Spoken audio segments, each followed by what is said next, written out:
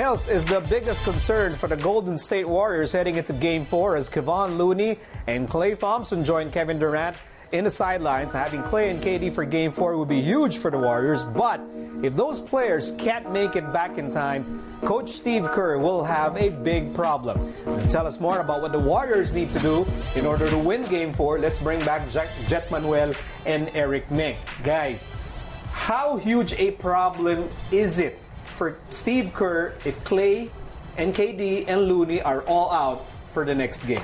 I think it's a really big problem. You need those guys. Those guys are, you've depended on them throughout the last few years. You've won championships with these guys, and you can say they've had their bench has played well, but they've played well when Klay plays. They play well when Durant plays. When they're not there and they have to elevate their game, it's a real question. Not only are they going to be able to make shots, but are they going to be able to defend as well? You got to remember that Klay Thompson and Looney and Kevin Durant are all excellent defensive players as well. So yeah, without Klay, without KD, without Klay, without Looney, maybe not so much, but without KD and Klay, I don't think they have a shot. I mean, what Steph did all he could.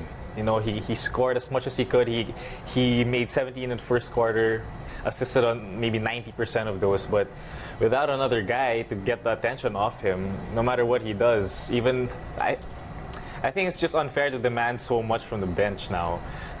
Can you demand a 30-point game from Quinn Cook? Can you demand it from, McKinney? They're just leaving wide open. So without another guy, I don't think they have a shot. Number one on your list is to get Klay healthy in time for Game 4.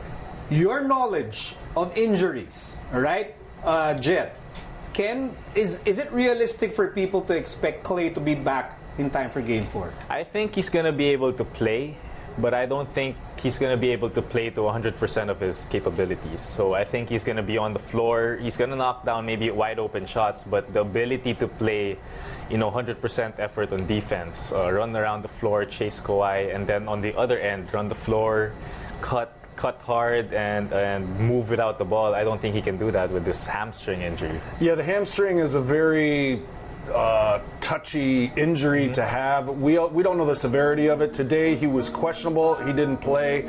Will he, with just 1 day rest, will he be able to come out? I don't think he'll be able to play. And if he does play, I don't know how much of an effect that he'll have, just because that's a very tough injury. He is a guard.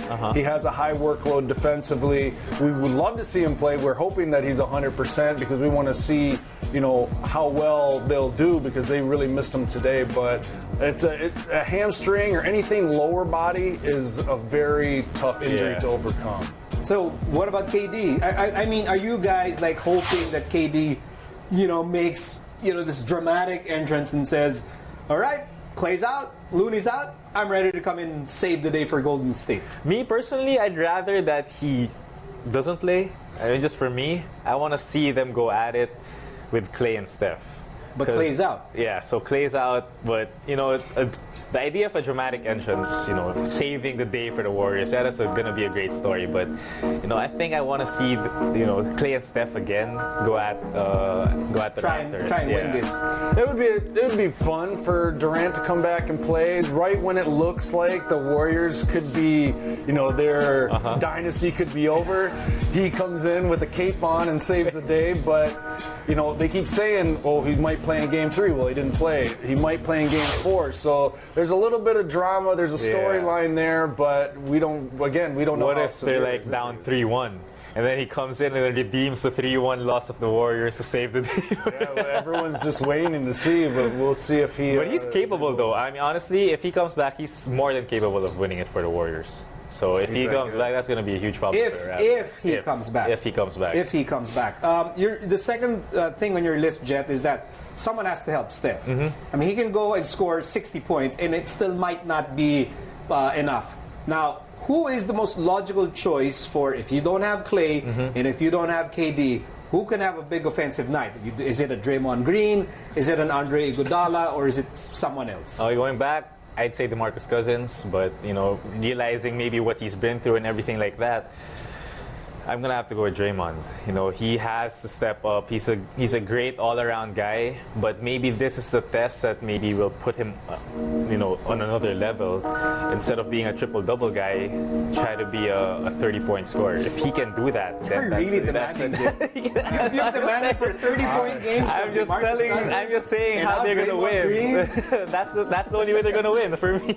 I would be interested to see if Steve Kerr makes a little bit of tweak to their offense and maybe go to DeMarcus Cousins a little bit. He is a guy you can throw it in the post and he can draw a foul or he can score in the post. That's been the history of his career. But I really think the adjustment that Golden State, to give themselves a chance with their depleted lineup, is they're going to have to be 100% locked in defensively. You can't give up 120-some points and expect to win when you have a depleted lineup. So hopefully they can find guys that can make shots, but they can be locked in defensively. They can know the game plan. They can make less mental mistakes. And if they can hold the Raptors under 115, I think they'll have a chance to win. Maybe they were just used to it because, with Klay and Steph and KD there, they don't care about defense. They can just basically outscore the opponent. But now I think you're right. They have to focus defensively to have a shot against the Raptors.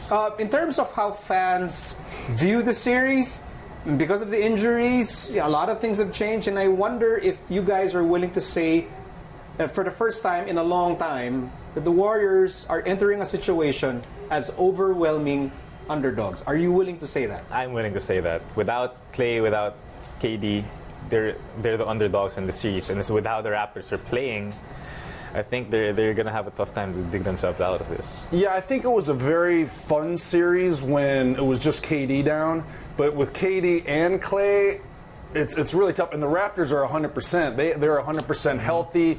They're locked in. We know that they're a good team with Kawhi Leonard there. So I think that they're underdogs. However, they still have Game 4 on their home court. If they can get to Game 6, they have that on their home court. So they I don't want to say they're overwhelming underdogs, but I would say they're slight underdogs right now. They're slight underdogs. And now the pressure now is on the Warriors to really extend the series and give guys time to heal. Yeah, to come back. If they can extend it a little bit more, come back on their home floor in Game 6, and then they gave that time for Klay, maybe especially Klay, to come back. That's going to be a better series. Yeah, if you're Golden State, you have to be thankful you have Game 4 at home, and take care of that game, and then, like you said, you just extend the series. The healthier, hopefully, Klay Thompson will get, and then everyone's praying for KD's return. But I think defense is going to be, as they always say, that's going to be the key for them. Defense wins championships. That's what they say. I've heard that before. All right, thank you very much, Jett Manuel and Eric Menk, for helping us out today. Thanks, Travis. For more coverage of the NBA Finals, go to sports.abs-cbn.com.